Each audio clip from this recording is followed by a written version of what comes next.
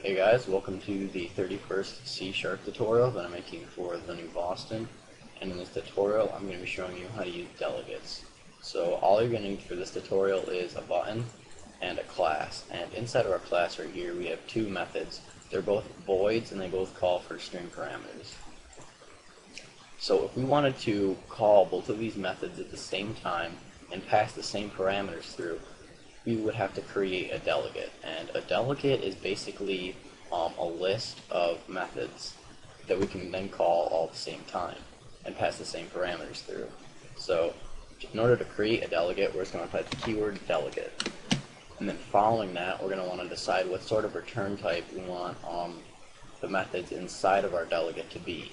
So since these are both voids right here, we're going to type void. And then following that, we're going to want to give a name to our delegate. I'm just going to call it my delegate for right now. And then following that, you're just going to put parentheses, and inside of these parentheses, you're going to want to type the string or the parameters that you're going to want to pass through. And since these both call for string parameters, we're going to have to put string inside of here. You can name the string anything you want. So in order to add methods to our delegate now, they have to be voids and they have to call for a single string parameter.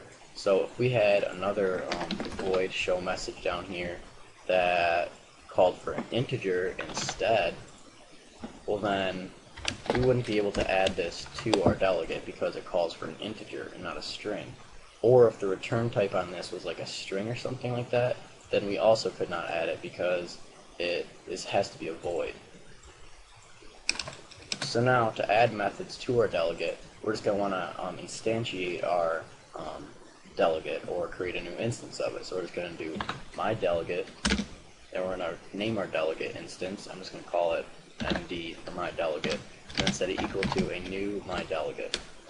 And then inside of here, we're just going to want to put a target method. And as you can see right here, it must be a void and it must call for a string parameter. So we're just going to call this, or put this show message inside of here. And when we're putting it in here, we do not need to put parentheses after it because we're not calling the method, we're simply adding it to the delegate. So when we do this, it won't go and do this method right here, it'll just add it to the delegate.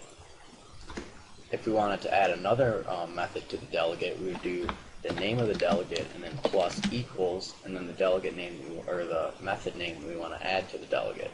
So we're going to want to add show another message. And again, we don't have to put the string or the parentheses after it because we're not calling the method or invoking the method. We're simply adding it to the delegate list. So again, when we do this code right here, it won't do the code inside of these methods right here because we're not calling these methods, we're just adding them to the delegate.